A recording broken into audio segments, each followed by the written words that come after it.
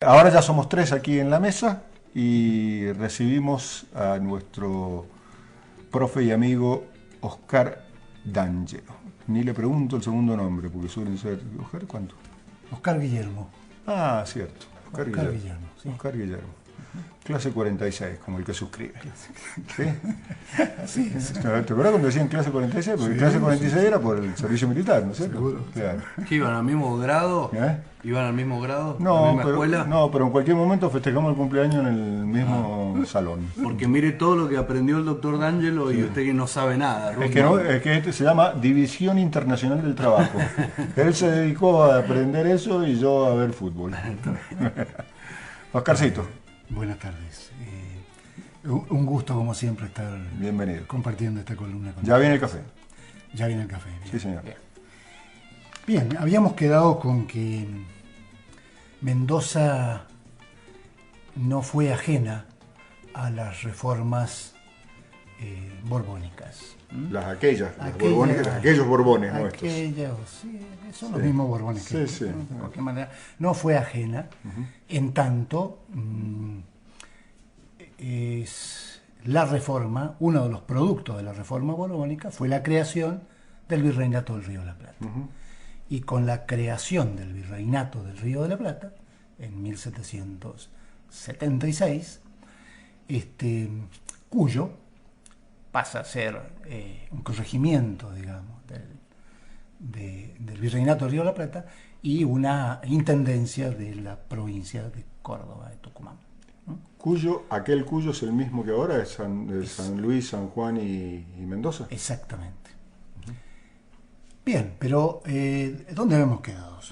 Habíamos quedado en que los virreyes, digamos los virreyes del Río de la Plata, fueron primero Ceballos, después Vértiz, después Sobremonte, también Cisneros El último. y Liniers. Sí. Y estos virreyes fueron nombrando representantes en Cuyo, fueron nombrando corregidores, hasta el último periodo, que ya no se llamaban corregidores, sino que se llamaban gobernadores e intendentes. ¿Quiénes fueron? Y Ceballos, que asume en 1778, 2 años después de la creación del Virreinato del Río de la Plata. Ese es el primero, dijimos, ¿no? Ese es el primero, sí. Nombra en Mendoza a Jacinto Camargo. Vértiz, un virrey que hoy lo podríamos denominar como un virrey progresista. Claro, sí. No así a Ceballos, que era un virrey reaccionario, para la terminología actual. O Digamos. sea, que no era lo mismo cualquier virrey, no daba lo mismo. No, digamos. no lo mismo. Nombra a Pedro Jiménez Castellano, corregidor de Cuyo. Y Sobremonte ya nos gobernaba, digamos, a Cuyo, primero como marqués y después como virrey. Nombra a José Palacio y posteriormente a Faustino Anzay, este famoso Faustino Anzay, que ha dado mucho que hablar en la historia de Mendoza. Faustino Anzay gobernó la provincia de Cuyo desde 1803 hasta 1810. Y no es cualquier fecha, 1810, Claro. para la historia de la humanidad, para la historia de América y para la historia de Mendoza. 1810 está ubicada, digamos, en el centro de las guerras borbónicas y de las guerras napoleónicas. Claro, está invadida España por... Claro. ¿Por qué borbónica? Y porque son de alguna manera los borbones cómplices de Napoleón. En la historia contada, oficial, contada en la escuela primaria, aparecen los franceses como los malos de la película y los borbones como los buenos y Las víctimas. víctimas, claro. No están así. De cualquier manera, las guerras napoleónicas en aquella época, 1800 a 1814, giraba alrededor de el emperador dominando o deseando o anhelando dominar absolutamente toda Europa. Se resistía básicamente en esa época Inglaterra. El Reino Unido tenía en Europa una dominación absoluta sobre Portugal. Entonces, Portugal al servicio del Reino Unido, España en muy buenas relaciones con Napoleón. Napoleón decide enfrentar al Reino Unido invadiendo Portugal, para lo cual pide autorización, entre comillas, para atravesar toda España, toda la península ibérica, con 50.000 soldados para atacar Portugal, es decir, Inglaterra. Pero a medida que va atravesando la península ibérica, va dejando regimientos, distintos regimientos. Ya que estamos acá, instalados, dice, instalados. Se van apropiando de alguna manera. Se van apropiando y van dejando regimientos. Con el visto bueno de Carlos IV, Borbón, y su hijo, Fernando VII. Hay un momento ahí que hay un correinado entre Carlos IV y Fernando VII. Bueno, de cualquier manera invade Portugal, invita en una oportunidad, este es el famoso pacto y abdicación de Bayona, invita a los reyes, a los dos reyes, padre e hijo, a una conferencia a Bayona. Bayona es una ciudad de Cataluña, de España, que está en el límite con Francia, una zona limítrofe. Y en esa invitación, por supuesto, le hace firmar la abdicación a Carlos IV a favor de Fernando VII, pero los encana a los dos, los mete preso a los dos. Sí. Y le ofrece un castillo, Sí. un famoso castillo de Francia, donde ahí los tiene totalmente controlados. Y Felipe Piña dice, con suculentos sueldos. O sea que es una especie de prisión VIP. Exactamente, pero con sueldos honoríficos, de tal manera que no pudieran quejarse. Digamos. Totalmente untados estaban. Totalmente untado. Cuando esto ocurre, el pueblo español reacciona en contra de Napoleón y en contra de sus reyes, digamos. Y se juntan, se forman lo que se llamaron las juntas. Fundamentalmente una de las juntas importantes, la Junta de Cádiz, pero fundamentalmente la más importante, la Junta de Sevilla. Desde allí, desde la Junta de Sevilla, se pretende seguir gobernando, reinando las colonias de América. En este contexto, por supuesto, a Inglaterra le interesaba mucho las colonias españolas, habían intentado invadir en 1806, en 1807, hubo allí una actuación muy, pero muy interesante de Liniers. Liniers defendió a Buenos Aires en contra de los ingleses, a pesar de que tenía apellido francés. Se traslada a Montevideo, desde Montevideo arma un escuadrón interesante para defender a Buenos Aires, se defiende con éxito. Bueno, en este contexto está Anzay en Mendoza. En este contexto está el representante, digamos, de Sobremonte, y en un pequeño periodo Cisneros y también Liniers, en Mendoza. Ahora, ¿qué sucede en Mendoza? ¿Qué sucede en 1810? En 1810, la revolución, como sabemos, es el 25 de mayo. La semana de mayo. El 25 de mayo, claro. La semana de mayo. Claro. Bueno, recién, en el 13 de junio de 1810, llega la noticia a Mendoza de la Revolución de Mayo. Esa noticia, primero por la distancia, segundo por la complejidad del fenómeno revolucionario, llega con la lengua afuera, digámoslo así, Manuel Corvalán. diciendo lo que había pasado en la Junta, comunica la creación de la Junta y pide adhesión al Cabildo de Mendoza, de la adhesión de Mendoza, la adhesión de Cuyo a la Junta. Hay un cuarto intermedio allí esa noche. La Junta, generalmente los cabildos públicos que se llamaban los cabildos abiertos, funcionaban los días sábados. Esto era un día lunes, o sea que funcionó de una manera extraordinaria. Extraordinaria, exactamente, así era. Y se da un cuarto intermedio de un día. Te pido una aclaración. Precisamente gracias al trabajo de Felipe Piña, nosotros nos enteramos que por lo menos los cabildos abiertos del 22 de mayo de 1810 al 25 de mayo en Buenos Aires eran por invitación. Sí. Es más, esta famosa trampa que hacen los patriotas, ¿sí? de romper algunas o perder algunas invitaciones a grupos realistas, a vecinos realistas. ¿También aquí en Mendoza? También aquí en Mendoza. O sea que eran no tan abiertas. No tan abiertas, exactamente. Ahora, esto ocurre el 13 de junio.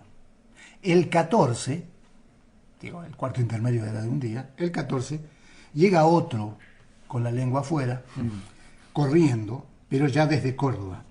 Este se llamó Juan Gutiérrez de la Concha, pidiendo adhesión a Córdoba y que Mendoza o Cuyo se enfrentara a la Junta de Buenos Aires. Esto ocurre un día después.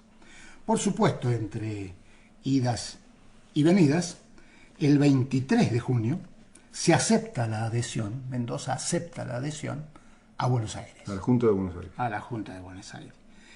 El 25 de junio, no es cualquier día, pero de 1810, se decide enviar un diputado. Ese primer diputado por Mendoza a la Junta fue Bernardo Ortiz. Creo que tenemos una calle llamada, en modo de club, llamado Bernardo Ortiz. Se depone Ansay y, por supuesto, se reemplaza por otro. Lo reemplaza por Sáenz de la Maza. Isidro Sáenz de la Maza. Es decir, Cuyo se une a la revolución casi un mes justo después de que comenzó. Exactamente, pero hay otro fenómeno ahí interesante. Se adhiere a la revolución, entonces es reemplazado, digamos, por Sáenz de la Maza, y Sáenz de la Maza ese día deja en el Cabildo y en el cuartel general que funcionaba al lado del Cabildo de Mendoza a 15 milicianos, 15 militares, al cuidado del Cabildo y el cuartel.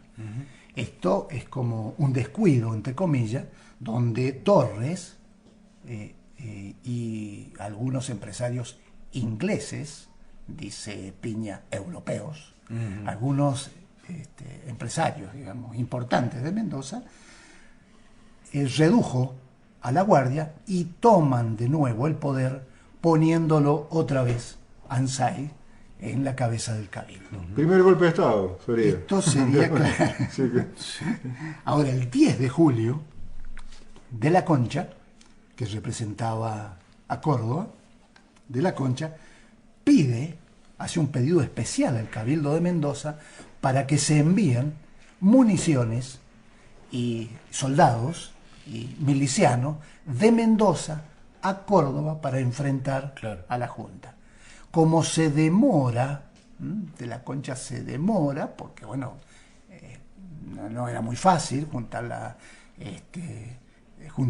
las municiones y demás, hay allí un segundo momento en que la Junta de Buenos Aires envía provisiones y envía auxilio.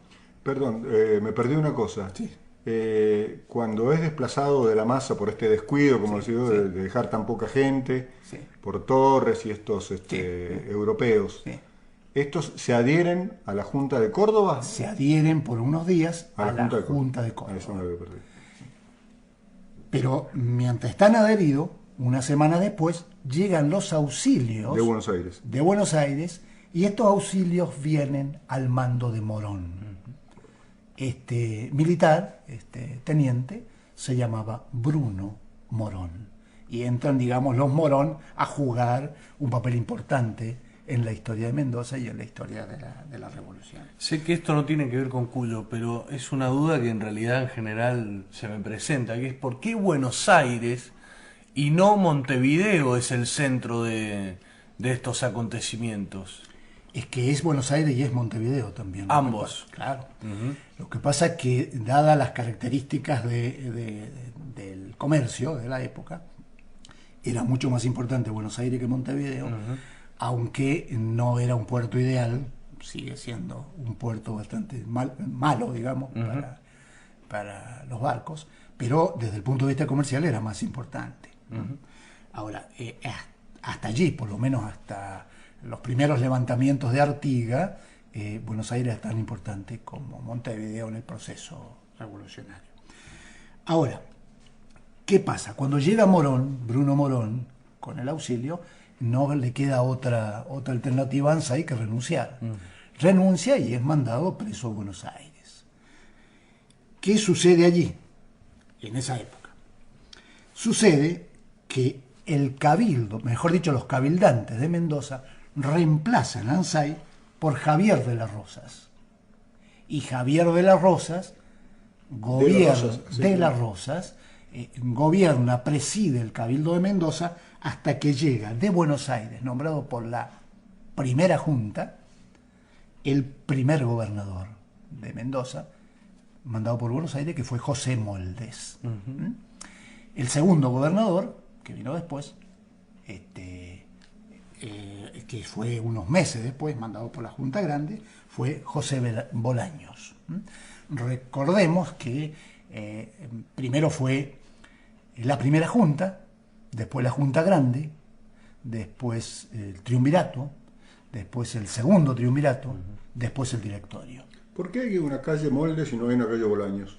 No, sí, hay una escuela Bolaños. Hay una escuela, sí, no hay una calle importante llamado Bolaños en el centro, claro, pero sí, de cualquier manera hay escuelas, hay barrios inclusive.